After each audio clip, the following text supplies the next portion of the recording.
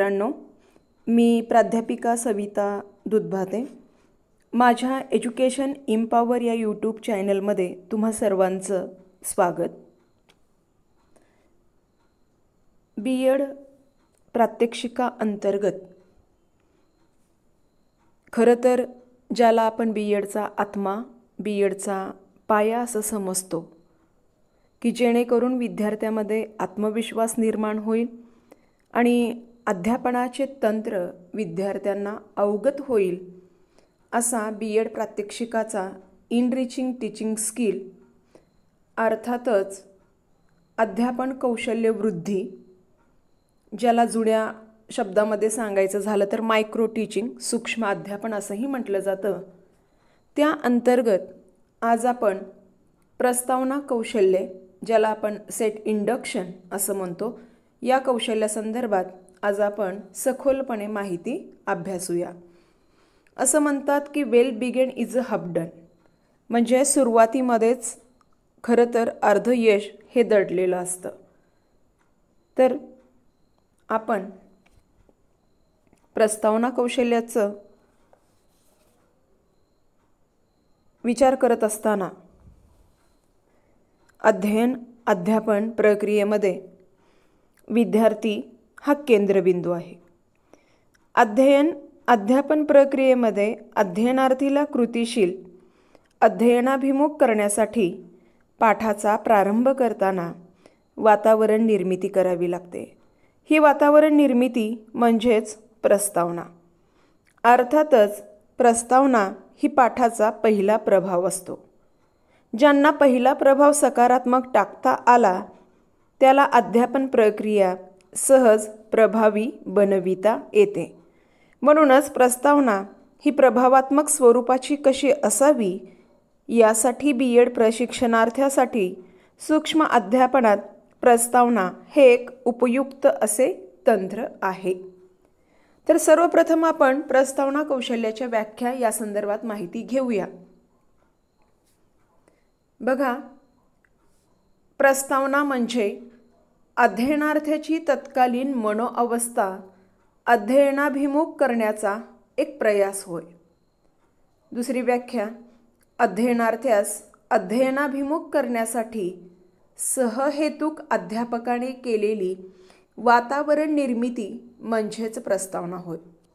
आता या दोन्ही व्याख्येचा विचार करत असताना म्हणजेच विद्यार्थ्यांना शिकण्यासाठी त्यांची शारीरिकता, मानसिकता, अर्थातच विद्यार्थ्यांची मनोभूमिका आपण तयार करणे अपेक्षित असते। दुसरी एक व्याख्या पाहत असताना प्रस्तावना म्हणजेच वातावरण निर्मिती, पूर्वज्ञान जागृती, अध्ययनार्थ्याच्या वर्तनास चालना देणे किंवा त्यांचं प्रारंभीचं वर्तन, या सर्व गोष्टींचा विचार आपण प्रस्तावनेमध्ये करीत असतो।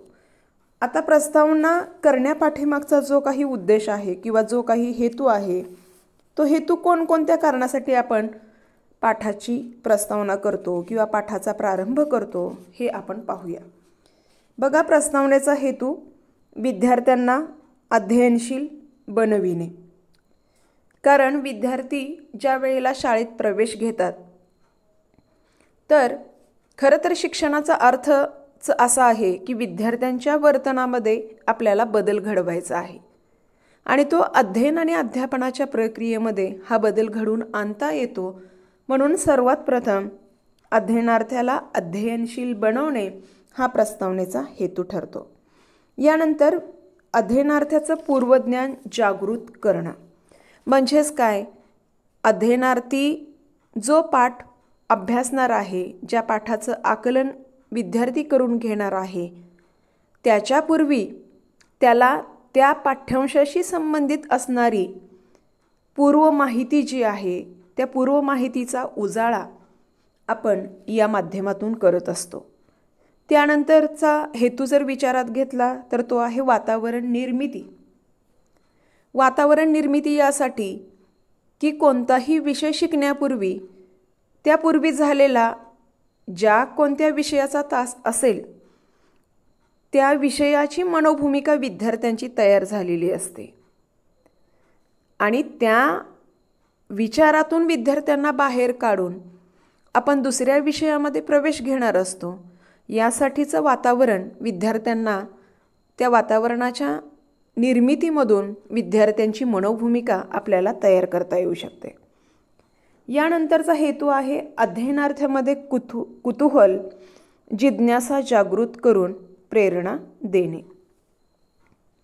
मुळातच अध्ययनार्थी हा जिज्ञासू असतो आणि नाविन्यपूर्ण अशा बाबींकडे पाहण्याचा त्याचा कल, त्याचा दृष्टिकोन हा एक चिकित्सक असतो.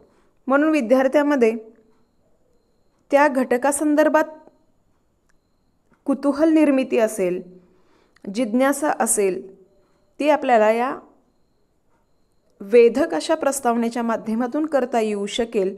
हा एक हेतू प्रस्तावना करण्यापाठीमागचा आहे. यानंतर आहे दैनंदिन अनुभवांचे शैक्षणिक अनुभवात एकात्मीकरण करणे. मुळातच विद्यार्थी हा समाजाचा घटक आहे आणि दैनंदिन निरीक्षणाच्या माध्यमातून, दैनंदिन अनुभवाच्या माध्यमातून खरं तर मुलांमध्ये विचार प्रक्रिया ही निर्माण होत असते. वैचारिक विकास विद्यार्थ्यांचा होत असतो. म्हणून दैनंदिन अनुभवांचं शैक्षणिक अनुभवामध्ये देखील आपल्याला एकात्मीकरण करता येतं. म्हणजेच काय तर मुलांना दैनंदिन जीवनातील उदाहरणांच्या माध्यमातून आपण विद्यार्थ्यांचं भावविश्व हे त्या पद्धतीने निर्माण करू शकतो. हे हेतू आपल्याला या पाठीमागचा सांगता येऊ शकेल. आता तसं पाहत असताना बघा, प्रस्तावना नेमकी कोणत्या कारणासाठी आपण करावी किंवा प्रस्तावना करण्यापाठीमागची गरज काय आहे हे पण आपल्याला माहीत असणं फार गरजेचं आहे. विद्यार्थ्यांना खरं तर त्यांना आंतरिक चालना मिळाली पाहिजे, वातावरण निर्मिती झाली पाहिजे, पूर्वज्ञान जागृती मुलांची झाली पाहिजे किंवा अध्ययन अध्यापनामध्ये एक सलगता निर्माण व्हावी आणि अध्ययन अनुभव सजीव होण्यासाठी देखील आपल्याला प्रस्तावनेची गरज असते. अध्ययनार्थी पाठासाठी सज्ज होण्यासाठी किंवा पाठाद्वारे त्यांची अधिकतम ज्ञान आत्मसात करावे या हेतूने आपण पाठाची प्रस्तावना वर्ग अध्यापनात अतिशय उपयुक्त ठरते. पाठाच्या प्रेरणादायी आणि प्रभावात्मक प्रस्तावनेमुळे वर्ग अध्यापनाची उद्दिष्टे सहज आपल्याला साध्य करता येतात. तसेच उत्कृष्ट प्रारंभामुळे देखील अध्ययन अध्यापन प्रक्रिया ही आनंददायी आणि यशस्वी होण्यास आपल्याला मदतही होते. आता ही प्रस्तावना करत असताना ती केवळ एकाच प्रकारची प्रस्तावना आपण करू शकतो का? तर प्रस्तावना करण्याचे विविध मार्ग आहेत. मग त्यामध्ये आपण चर्चेच्या माध्यमातून त्या पाठाचा प्रारंभ करू शकतो. सृजनशीलतेचा विचार करून म्हणजे नाविन्यपूर्ण काही गोष्टी विद्यार्थ्याच्या समोर निर्माण करून आपण त्या पाठ्यघटकाकडे विद्यार्थ्यांना घेऊन जाऊ शकतो. शैक्षणिक साहित्याचा उपयोग आपल्याला करता येतो. दोन गोष्टीमध्ये तुलनात्मक फरक विद्यार्थ्यांना समजावून देऊन देखील आपल्याला पाठाची प्रस्तावना करता येते. एखाद्या भूमिकेमध्ये जाऊन त्या भूमिकेच्या माध्यमातून आपण विद्यार्थ्यांना त्या घटकासंदर्भातचं पूर्वज्ञान आपण जागृत करू शकतो. साहित्याचा वापर असेल, चर्चा पद्धती असेल किंवा प्रसंग सादरीकरण असेल, अभिरूपता असेल, या विविध माध्यमातून आपण विद्यार्थ्यामध्ये त्या नवीन घटकाकडे जाण्याचा जो मार्ग आहे तो मार्ग आपल्याला या विविध प्रस्तावनेच्या मार्गातून तो साध्य करता येऊ शकेल. बघा, आपल्या विषयाला अनुसरून चालू घडामोडीवरून चर्चा करता येते. चर्चेचा विषय फक्त तो सकारात्मक असावा. यानंतर विषयाला अनुसरून दोन घटनांची, व्यक्तीची, चळवळीची, दोन नमुन्यांची तुलना करूनही आपल्याला प्रस्तावना करता येते. पाठाची प्रस्तावना करताना विषय घटकाला अनुरूप प्रसंग निर्मिती करून देखील प्रसंग निर्मितीची भाषा असेल या माध्यमातूनही आपण प्रस्तावना करू शकतो.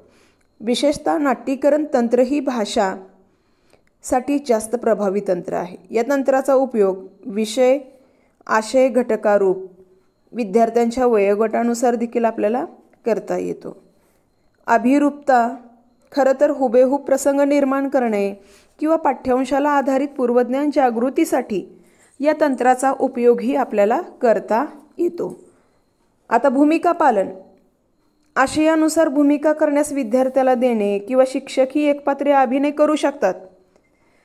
आदर्श व्यक्तिमत्वाचं आत्मचरित्र असेल, त्यांचे प्रसिद्ध वाक्य असतील, त्यांच्या वेशभूषा असेल, या आवाजात सादरीकरण करून आपण प्रस्तावना करू शकतो.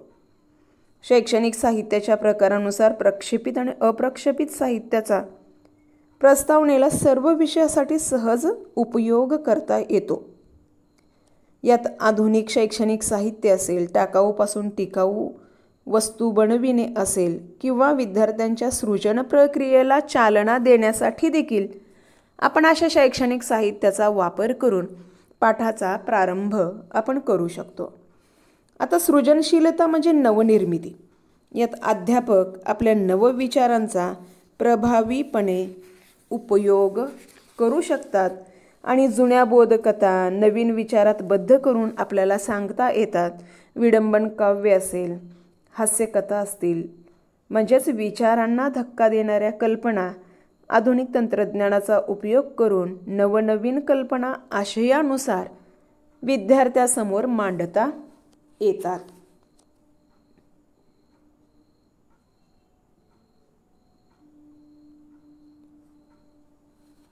यानंतर आपण पाहूया प्रस्तावना तंत्राचे जे काही उपकौशल्ये आहेत. आता यामध्ये सर्वप्रथम आपण पाहणार आहोत आकर्षक आणि प्रेरणादायी प्रस्तावनेसाठी मार्गदर्शक जे काही उपकौशल्ये आहेत.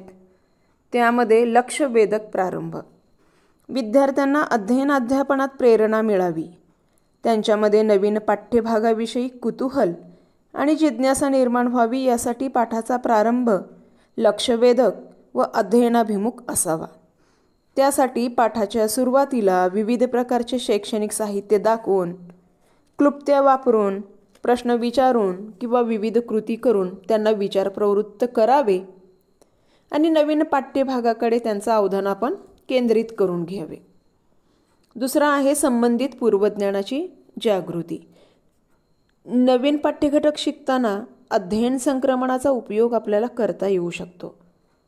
येथे मात्र धनात्मक अध्ययन संक्रमणाचा योग्य उपयोग करता येईल. आजची अध्ययन अध्यापन पद्धती ही ज्ञानरचनावादावर आधारित आहे. इथे विद्यार्थी हा ज्ञानाचा रचयिता आहे हे गृहीत धरून जीवन अनुभवाशी संबंधित सहज, सुलभ, सोप्या भाषेत विद्यार्थ्यांशी अध्यापकाने सुसंवाद साधण्याचा यशस्वी प्रयत्न करावा. जुन्या अनुभवांना नवीन अनुभवांशी सेतू बांधताना प्रश्नोत्तर पद्धती असेल, चर्चा असेल, कथन असेल, प्रसंगी गायन असेल, हास्य विनोद असेल, अशा विविध कृतींचा आपण वापर करू शकतो. यानंतर आहे कुतूहल निर्मिती. मानव प्राणी म्हटलं की कुतूहल ही त्याची सहज प्रवृत्ती आलीच. जिथे कुतूहल निर्माण होतो तिथे नाविन्याचा शोध लागतो. म्हणून अध्ययन अध्यापन प्रक्रियेत कुतूहल निर्माण केल्यास नवीन ज्ञान संपादन करण्यास सहज आणि सुलभ होईल. यानंतरचा आहे शैक्षणिक साधन या विविध क्लुप्त्यांचा उपयोग. खरं तर विज्ञानांती क्लिष्ट संकल्पना असेल, संज्ञा, नियम, तत्वे इत्यादी अभ्यासताना चित्र, प्रतिकृती, प्रत्यक्ष नमुने, ॲनिमेशन, पॉवरपॉईंट प्रेझेंटेशन